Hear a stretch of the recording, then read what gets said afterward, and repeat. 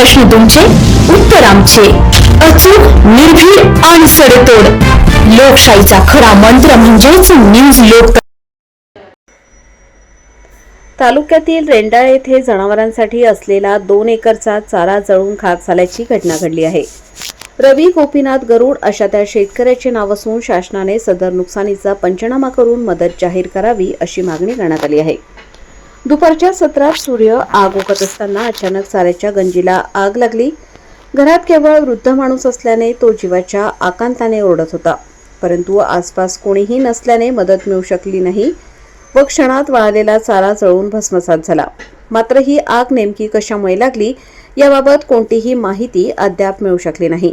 मका व इतर पिकांचा 2 एकराचा चारा जनावरांसाठी शेतकऱ्याने आपल्या राहत्या घराजवळ गंजी मारून ठेवला होता.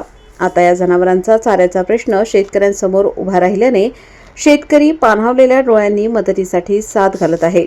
न्यूज लोकतंत्र 18 साठी अय्यूब शाह, येवला.